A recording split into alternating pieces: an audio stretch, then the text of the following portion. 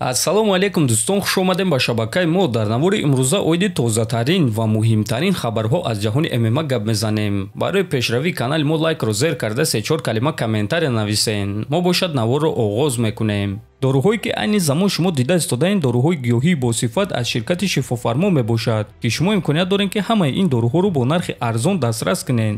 доруҳо барои хунукзадагӣ ва қавӣ кардани мардонагӣ, барои фарбе ва харобшавӣ, барои ришу мӯйсарбарорӣ, барои дарди дил, дарди мушакҳо ва ҳамчунин равғани сиёҳдона, ки пайғамбар саллаллоҳу алайҳи васаллам гуфта буд ки ба ғайр аз марг ба ҳамаи дигар дардҳо даво мебахшад. худи ҳозир ба номерҳои дар рӯи экран буда занг зада доруҳои даркории худро харидорӣ кунед ва ҳатман аз номи канали Паҳлавон гап занед. ҳамин гуна шумо ҳам доруҳои даркории худро ба даст меоред ва ҳам канали моро сахт дастгирӣ мекунед. тобови ҷангвари вазни миёнаи UFC Ҳамза Чимаев дар муҳорибаи унвони вазни худ ки байни Шон Стрикланд ва Дрикус Дуплеси баргузор мегардад прогнози худро дод. биён суханҳои Чимаевро гӯш мекунем.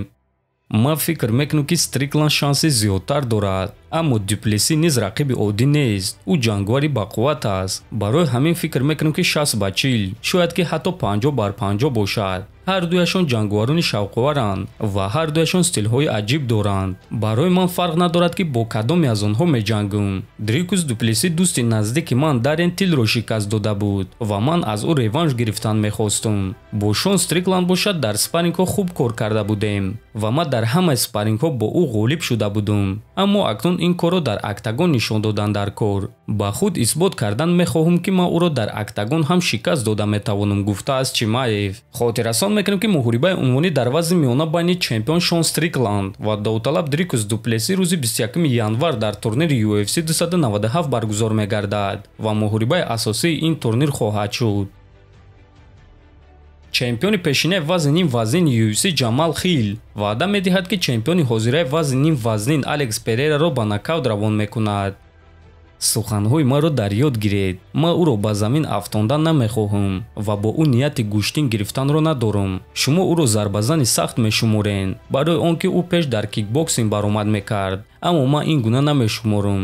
ман бо ӯ дар стойка меҷангам ва ӯро ба нокаут равон мекунам. баъди оне ки ман ӯро ба нокаут равон мекунам, ман ин ғалабаро ба ҳар як шахсе ки нисбати ман ноэҳтиромӣ карда буд нишон медиҳам. ман беҳтарин ҷангвари ин дивизионам ва яке аз беҳтарин ҷангвар дар ҷаҳонам. ана барои чӣ ман худро шоҳ меномам, гуфтааст Хил. бояд қайд кард ки рӯзҳои истироҳатии гузашта Алекс Перейра, чемпиони пешинаи вазни ним вазнин Ирҷи Прохаскаро шикаст дода чемпиони нави вазни ним вазнини UFC шуд. ана оиди Ҷамал Хил бошад, пас маълум нест ки ӯ кай ба октагон бармегардад. тобови ҷангвари вазни сабуки UFC Арман Царукян гуфт ки чӣ гуна чемпион Ислам Махачевро шикаст дода мешавад. зидди Махачев ту бояд ки баромада бо ӯ ҷангӣ. ту бояд ки ифлосона ҷангӣ. бояд ки ба пеш ҳаракат кунӣ, тела диҳӣ, зарба занӣ ва фишор кунӣ. ту набояд ба ӯ иҷозат диҳӣ ки ӯ ба ту фишор карда туро ба назди сетка барад, чунки дар назди сетка Ислам ба осонӣ туро ба замин афтонда метавонад, аммо дар маркази октагон ӯ ин корро ба осонӣ карда наметавонад. дар охирон муҳориба зидди Волкановский Ислам текдаун гузаронида натавонист, чунки дар маркази октагон буд, гуфтааст Царукян. бояд қайд кард ки Ислам Махачев ва Арман Царукян аллакай як маротиба вохӯрда буданд ва дар ҳамон муҳориба Ислам бо қарори ҳамаи доваро ғалаба ба даст оварда буд. аммо бояд гуфт ки ҳамон муҳориба барои Царукян дебют буд, яъне аввалин муҳорибаи ӯ дар ташкилоти UFC буд. баъди ҳамон муҳориба ҳам Ислам ва ҳам Арман хеле инкишоф ёфтанд ва шояд ки дар ояндаи наздик мо реванши онҳоро бинем. ва агар ки реванши онҳо баргузор гардад, ба фикри шахсии шумо кадоме аз онҳо ғолиб шуда метавонад? фикротонро нависен, ҳатман дар канали мо обуна шавен. то боздид хонободу сарбаланд бошен.